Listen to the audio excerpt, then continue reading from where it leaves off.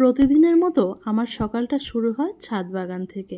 ঘুম থেকে উঠে একটাই কাজ, ছাদে গিয়ে ফুল আর পাখিদের কিচিরমিচির শোনা।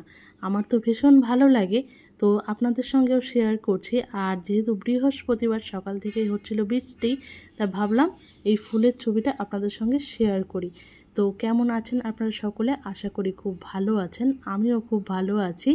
আর আমার নতুন একটি ভিডিওতে আপনাদের প্রত্যেককে জানাই অনেক অনেক স্বাগত। আমি আমার প্রতিটি ভিডিওতে আপনাদের অনেক অনেক ভালোবাসা পাই, অনেক অনেক সুন্দর সুন্দর কমেন্ট পাই। আমার ভীষণ ভালো লাগে আপনাদের এই সুন্দর সুন্দর কমেন্টগুলো পেয়ে আরও নতুন নতুন ভিডিও বানাতে উৎসাহিত হই। আগেই আপনাদেরকে বললাম আজ বৃহস্পতিবার, আর সকালবেলায় মা দিচ্ছে পুজো। এখানে আলপনা দেওয়া হয়ে গেছে, ঘর রেডি হয়ে গেছে। যেহেতু লক্ষ্মীবার, পুজো তো দিতেই হবে। সকালে উঠে কিন্তু আগে ঠাকুরের কাজগুলো সেরে নিয়ে অন্য কাজ করলে সুবিধা হয়। আর যেহেতু আজকে আষাঢ় মাসের লাস্ট দিন, মানে বৃহস্পতিবার, আর পরের দিন থেকে পড়ে যাচ্ছে শ্রাবণ মাস। আর এখানে কিন্তু পুজোও কমপ্লিট হয়ে গেছে। আর এখানে সমস্ত ফুলগুলো কিন্তু আমাদের ছাদ বাগানের, আর আলাদা করে কোনো ফুল আমাদের কিনতে হয় না। ছাদ বাগানে যা গাছ আছে তাতেই কিন্তু সব ফুল হয়ে যায়, পুজোর ফুল আর আলাদা করে কিনতে হয় না। ছাদে বেল গাছ, দুব্বা গাছ, সমস্ত কিছুই আছে। আগেই বললাম আজ যেহেতু আষাঢ় মাসের লাস্ট দিন, এই জন্য আমাদের কিন্তু দিতে হয় দুধ কলা। এখানে আষাঢ় মাসের সংক্রান্তিতে এটা দিচ্ছে, আর শ্রাবণ মাসের লাস্টের দিন, সংক্রান্তির দিনে যে হবে মনসা পুজো, সেদিনও কিন্তু আমাদের এইভাবে দুধ কলা দিতে হয় কচুর পাতায়। আমাদের মতো আর কারা কারা তোমরা এভাবে দুধ কলা দাও এই আষাঢ় মাসের সংক্রান্তির দিনে, অবশ্যই কিন্তু কমেন্টে জানিও। পুজোটা দিচ্ছে মা, আর আমিও সেটা কিন্তু বসে বসে দেখছিলাম। যেহেতু কাল থেকে শ্রাবণ মাস পড়ে যাচ্ছে, আমার অনেক বন্ধুকেই দেখলাম আগের সোমবার মানে 14 তারিখেই অনেকেই শ্রাবণ মাসের প্রথম সোমবার মানছে। তো আমি দেখো এখানে বেরিয়ে পড়েছি, যাচ্ছি মেলাতে। আমাদের এখানে শ্রাবণী মেলা হয়, সেই মেলাতে কিছু অংশ তোমাদের জন্য শেয়ার করলাম। আর এই মেলাতে গেলে কিন্তু ভীষণ ভালো লাগে। আর এই পুরো শ্রাবণ মাস জুড়ে কিন্তু এখানে মেলাটা হয়।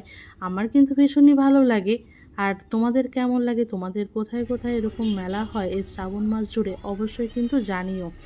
শ্রাবণ মাস এমন একটি মাস যা ভগবান শিবের উদ্দেশ্যে উৎসর্গকৃত, অত্যন্ত শুভ বলে বিবেচিত হয়। শ্রাবণ মাসের সোমবারে বিশেষ তাৎপর্য রয়েছে। ভক্তরা ভগবান শিব এবং দেবী পার্বতীর কাছে আন্তরিক প্রার্থনা করেন, উপবাস করেন এবং আশীর্বাদ লাভের জন্য এই উপোস বা পুজো করে থাকে।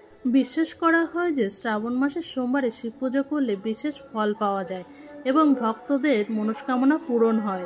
এটি ভগবান শিবের মাস হিসাবে পরিচিত, কারণ এই মাসে শিব ও পার্বতী পৃথিবীতে ভ্রমণ করেন বলে মনে করা হয়।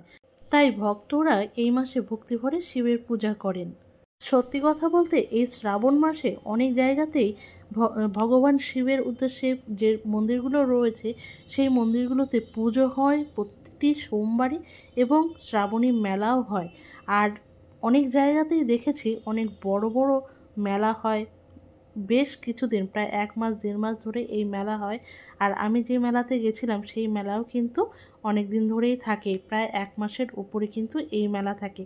তো মেলাতে গিয়ে অনেক ভালো লেগেছে, অনেক জিনিসপত্র কিন্তু এই মেলাতে পাওয়া যায়।